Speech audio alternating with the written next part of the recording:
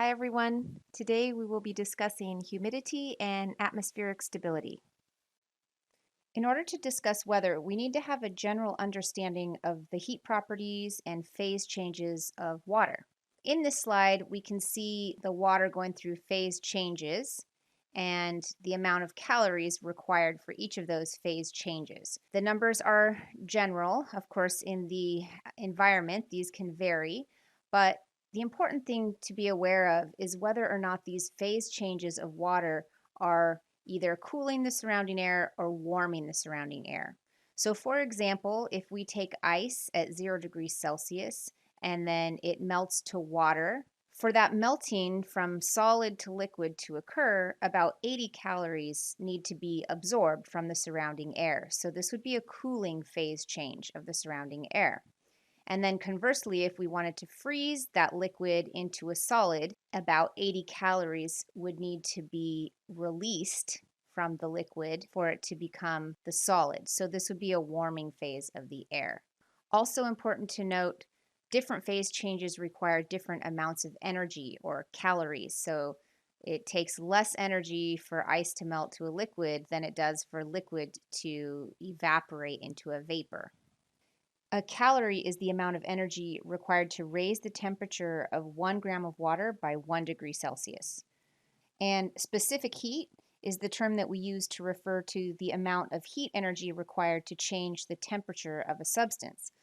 So, to raise the temperature of water by 1 degree Celsius requires 1 calorie. So, the specific heat of water is 1 calorie per gram.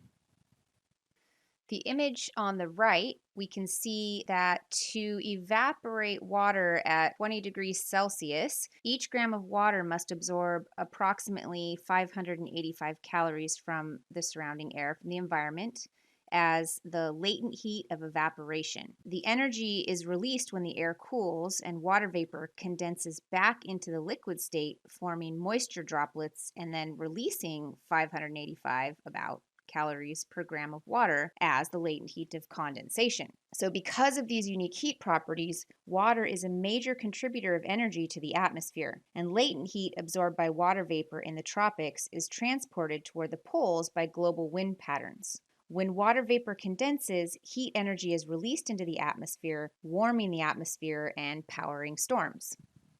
The amount of water vapor that can be present in the air is mainly a function of temperature. Relative humidity is the ratio or percentage of the amount of water vapor that is present in the air compared to the maximum water vapor possible at a given temperature. Warmer air increases the rate of evaporation, and cooler air tends to increase the rate of condensation. Warmer air has more energy to evaporate water than cooler air, so more water vapor can be present in warmer air than cooler air. When the amount of water vapor present is equal to the maximum amount possible, the relative humidity is at 100%, and we say that the air is saturated. In saturated air, an addition of water vapor or a decrease in temperature results in condensation. This can form dew, clouds, fog, or precipitation. So, understanding the relationship between humidity and temperature helps explain certain things like why, on a hot day, if you have an ice cold glass of water, you're going to see water forming on the outside of the glass. That is just active condensation. So, when the air cools to the dew point temperature, water vapor condenses out of the air and then onto the glass as dew. While relative humidity changes with temperature, specific humidity stays the same as temperature changes.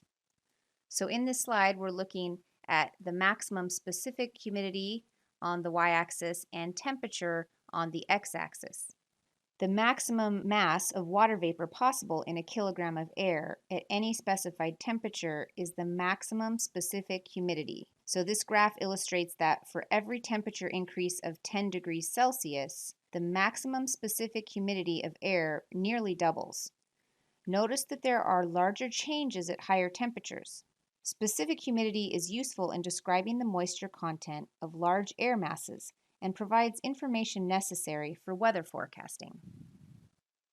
Meteorologists use the term parcel to describe a body of air. Two opposing forces work on a parcel of air. the upward buoyant force and the downward gravitational force. The parcel's temperature determines its density.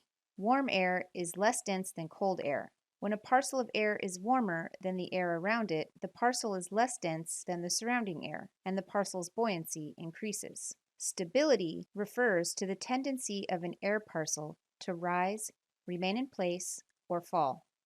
A parcel that is warmer than the air around it is unstable, and it will rise until it reaches an altitude where the air around it has a density and temperature similar to its own. A stable parcel will either stay where it is or sink. A hot air balloon rises because it is warmer and therefore less dense than the air around it. A cold air balloon wouldn't rise because it would be more dense than the air around it. In this slide, we see that the rising air expands and cools, and the sinking air compresses and heats. This change in temperature based on compression and expansion is called adiabatic heating and cooling. The adiabatic rates refer to the change in temperature of a moving parcel of air. Adiabatic means occurring without a loss or gain of heat. In this case, without any heat exchange between the surrounding environment and the vertically moving parcel of air. Adiabatic describes the cooling and warming rates for a parcel of rising or falling air. A rising parcel of air cools by expansion because of lower air pressure at higher altitudes. Sinking air heats by compression. The dry adiabatic rate is the rate at which dry air cools by expansion or heats by compression. Dry refers to air that is less than 100 degrees relative humidity. The average dry adiabatic rate is 10 degrees Celsius every 1,000 meters. So we can see in the chart here that from 20 degrees Celsius, if our altitude is 0 meters and we go up to 1,000 meters, we have a temperature decrease of 10 degrees. The moist adiabatic rate is the rate at which an ascending air parcel that is moist or saturated cools by expansion. The average moist adiabatic rate is 6 degrees Celsius every 1,000 meters. So we can see here, once it's gotten to 100% humidity, as the air parcel moves up, we have a temperature decrease of 6 degrees every 1,000 meters. The environmental lapse rate, or ELR, is the actual lapse rate at a particular place and time, and this varies by several degrees per 1,000 meters. Essentially, this is the rate of cooling and heating in the surrounding air, and then your DAR and your MAR are the air parcel temperature change based on expansion and compression. So because there's a difference in the two, we get stable and unstable conditions in the atmosphere. The rate of cooling of a parcel compared to the ELR, or the environmental lapse rate, determines the stability of the atmosphere. Assume that something is lifting the air, like a mountain, or something is pushing the air up. The atmosphere is unstable if a rising parcel cools more slowly than the air around it. The parcel will become warmer, less dense, and more buoyant than the surrounding air, and it will continue to rise. Then as it rises, it cools and becomes saturated, and then clouds may form. The atmosphere is stable if the air parcel cools more quickly than the air around it, and it's denser than the surrounding air.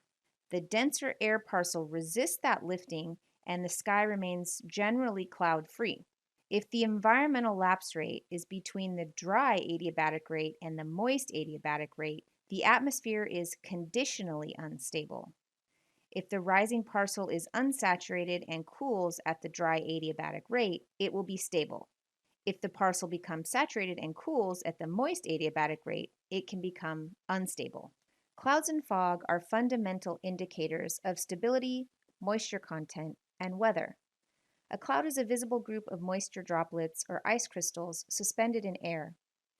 Fog is just a cloud on the ground. Clouds may contain raindrops, but not when they first form. Clouds are basically a great mass of moisture droplets, each invisible without magnification, and made up of 1,000,000 or more smaller droplets.